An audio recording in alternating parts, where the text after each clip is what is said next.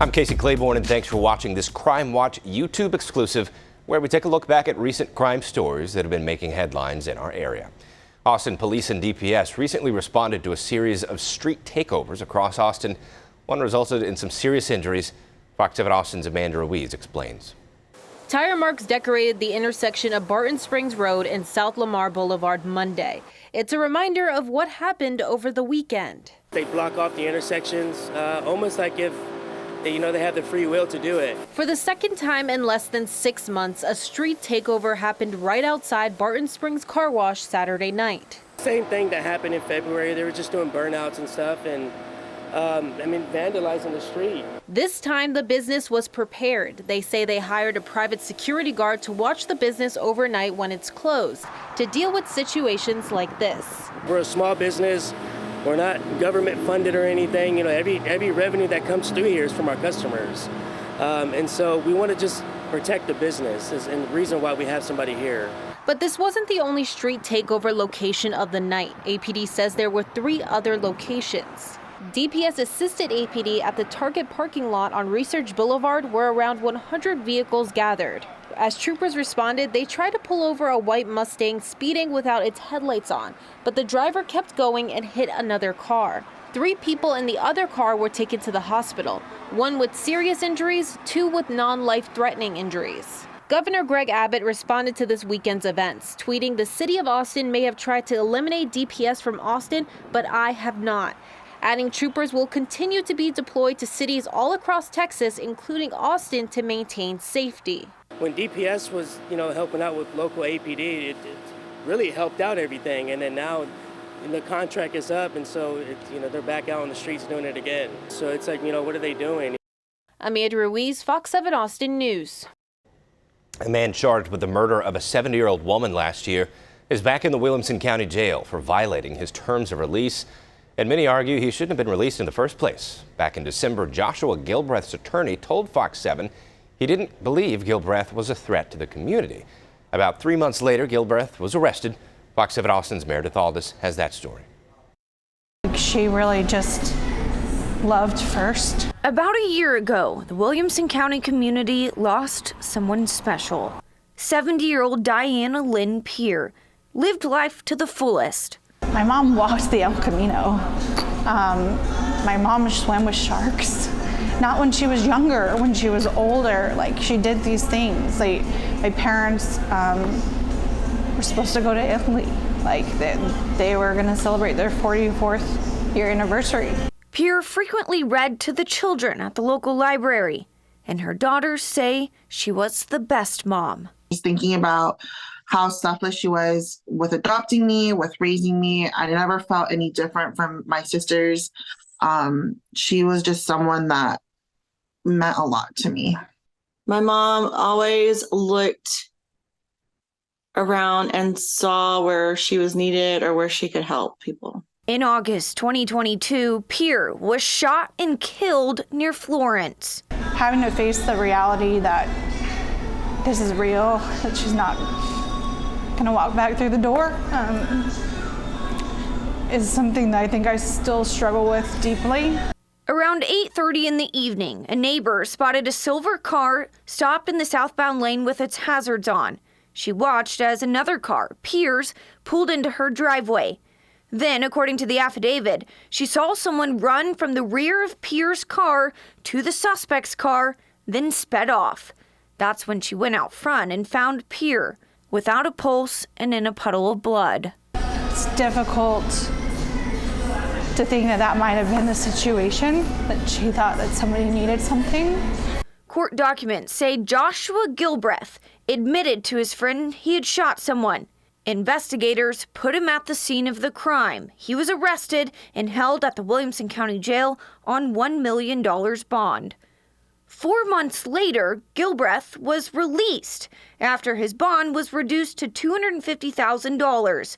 Court documents say Gilbreth's attorney got his bond lowered because prosecutors weren't ready for trial, and the 90-day deadline to indict Gilbreth was missed. Gilbreth's release had conditions. He was under house arrest and had to wear an ankle monitor. He could only leave for medical reasons, court dates, going to work, and church. Any other travel had to be approved by the court. Back in December, Gilbreth's attorney told Fox 7, I am very confident and I do not believe that Joshua is a threat to the community in any way whatsoever. On March 27th, Gilbreth was arrested for criminal trespassing at a restaurant and bar in Austin. Court documents say he was asked to leave several times, but refused and threatened staff, saying, quote, "If you do not give me a beer, I'm going to kill you." Gilbreth is now sitting in the Williamson County Jail on a $2 million bond and still no trial for the murder of Pierre. I think I've learned a lot about things I wasn't aware about when it comes to these particular situations, and so I think part of that has elongated kind of the disparity of the situation, and it's hard not to feel like I'm still walking in that first week. The Williamson County District Attorney and Gilbreth's attorney have not responded to Fox 7's request for comment on this recent arrest. A teenager is safe with her family after escaping from kidnappers with help from Austin police. A 911 call came in on July 25th from the Lowe's on Shoal Creek Boulevard. Apparently, the teen convinced the 3 adults she was with that she needed to use the bathroom inside the store. She was able to escape and get help from an employee. Officers got there and were able to find 2 suspects in a car in the parking lot, one of them inside the store. Because I think this little girl was very brave and she did everything that she was supposed to. She made a plan, she executed that plan, and then she gave us all the details we needed. Police say the teenager had been missing since the previous Friday. 48-year-old Willie R. Thompson has been arrested and charged in connection to the attempted kidnapping. Mailboxes continue to be raided across central Texas. From Round Rock to San Marcos, mail theft is becoming a rampant problem. It's affecting not just residents, but a church and a nonprofit that helps seniors. The nonprofit says their mailbox was broken into in broad daylight. They tell Fox 7 Austin's Angela Shin they always have to plan for the unexpected, as this comes just a few months after someone stole the catalytic converter to one of their vans. This may just look like a mailbox, but what's regularly inside could be a huge help to senior citizens. Senior Access is a nonprofit that gives seniors free transportation to places like the grocery store and appointments in the Williamson County area.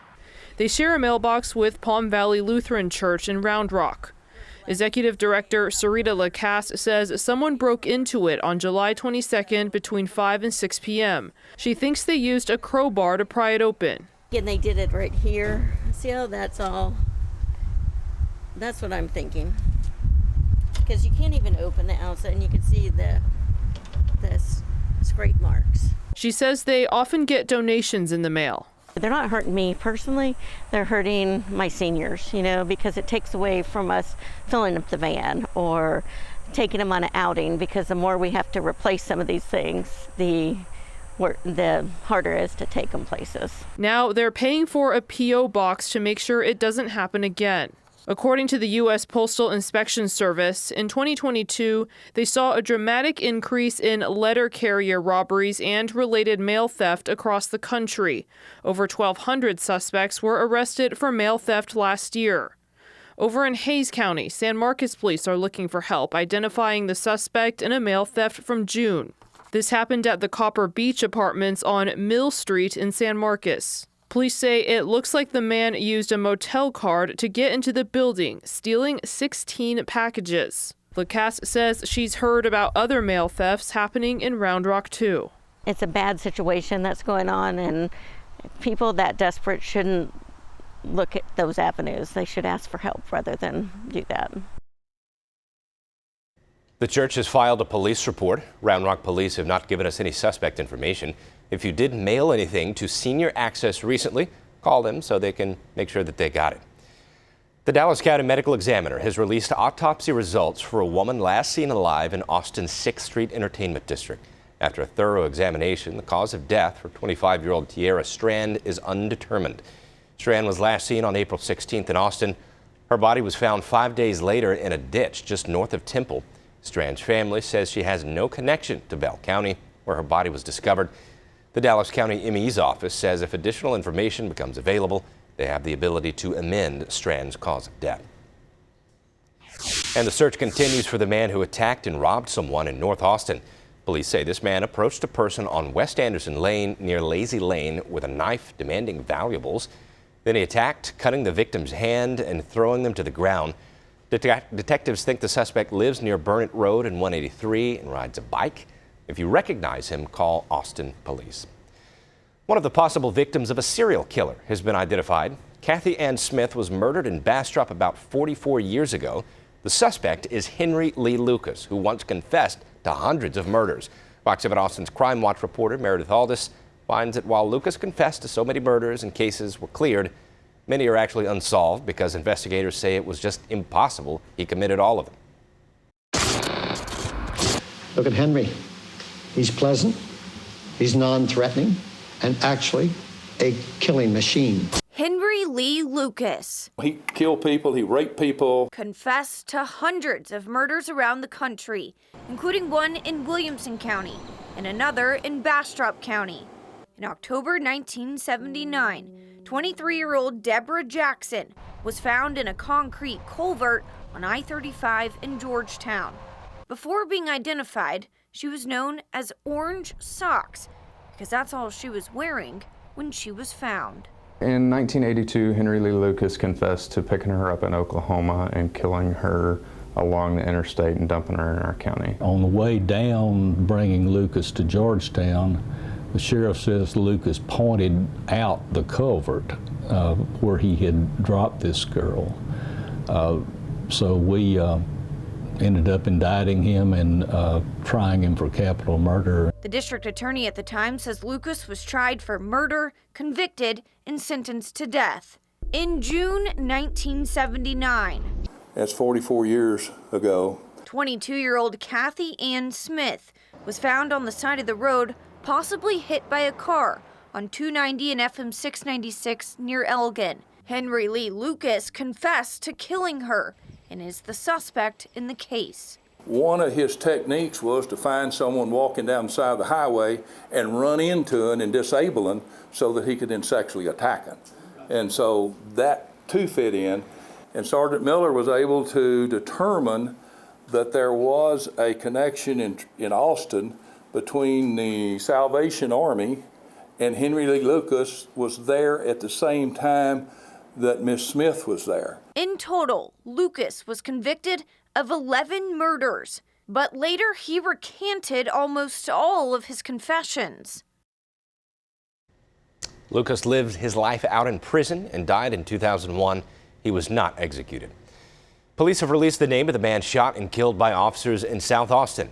On July 20th, just before 5 in the morning, dispatchers got a call about a woman banging on an apartment door saying a man was chasing her. The man has been identified as 60-year-old James Woodrome. Police say as they were talking to the woman, Woodrome went up to them with a knife. Officers telling him over and over to drop it, but he didn't. He yelled at police to shoot and kill him. One officer used a taser on him, but it didn't work.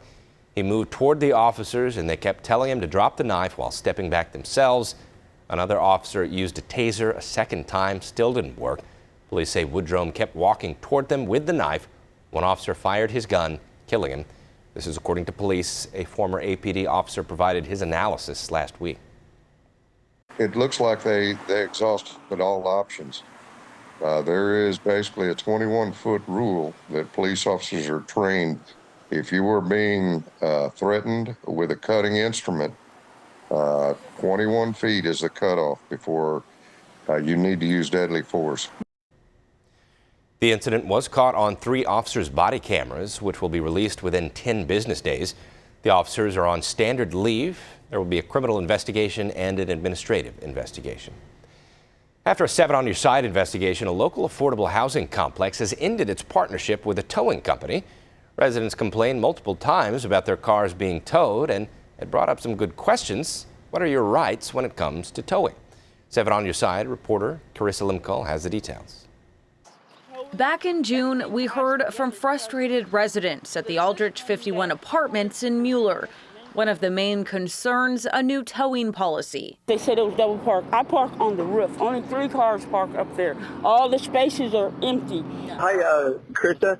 Just wanted to let you know I had a third towing occurrence. I'm not a lawyer. I don't know the legality of it, but it's caused a lot of people a lot of grief here. We later sat down with a lawyer, Austin attorney Curtis Fuller. He was representing a resident from those apartments in a towing case at the time. The squeaky wheel gets the grease, but you don't want to be the squeaky wheel if you're a renter. In Texas, landlords have a lot of power over tenants, says Fuller, and they are allowed to change a towing policy in the middle of a lease. They have to do so in compliance with the Texas Property Code. It says that they have to give at least 14 days notice, either physically by hand, or it has to be faxed, or it has to be taped to the inside of the door, or it can be mailed. Fuller's client and residents we heard from that had been towed had either been accidentally double parked or weren't registered properly due to issues with the new online system. If someone double parks, if someone is a habitual double parker, you can give them warnings and then tow them. Or you change policies and you enroll everybody automatically at the beginning. Why let your residents be towed over and over? It appears that situation has since been resolved. A spokesperson for DMA Companies, which manages the property, told us in an email last week, "We have heard Aldrich 51 resident concerns related to towing and vehicle registration and are implementing efforts to better combat some of the challenges that have been experienced in this community." Due to the uptick in car break-ins, vandalism, and non-resident vehicles and unhoused persons accessing the Aldrich 51 parking garage, a towing service was utilized to remove unauthorized vehicles. After further review, we believe that we can better serve our residents by increasing on-site security patrol in lieu of towing, and immediately suspended towing efforts as the towing company's tactics were more aggressive than we believe warranted. According to data Fox 7 obtained from the Austin Police Department, between January and May of this year, APD received 19 complaints about towing companies. According to the Texas Department of Licensing and Regulation, between 2020 and 2023 so far, 17 administrative orders have been issued to tow companies in Austin alone, usually resulting in a fine or license revoked. So what are your rights as a consumer in the state of Texas if you feel a towing company is taking advantage? According to TDLR, if you find your car in the process of being hooked up to a tow truck, you can keep your car without paying a charge. If you return to your car and it's already fully hooked up and ready for towing, but has not left the parking lot, you may keep your car, but you must pay a drop fee. If your car has already been towed, there should be a sign with a phone number you can call to find your car. The towing company must be able to provide a tow ticket with itemized charges. Online, TDLR lists the maximum charges you can face depending on the type of vehicle. If you feel your car has been towed in error or you were overcharged, you can request a tow hearing within 14 days of the tow.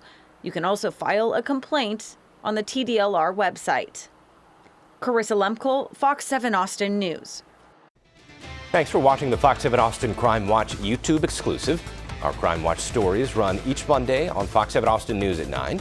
For more on the stories highlighted in this episode, you can head to our website, fox7austin.com, and don't forget to subscribe to the Fox 7 Austin YouTube channel.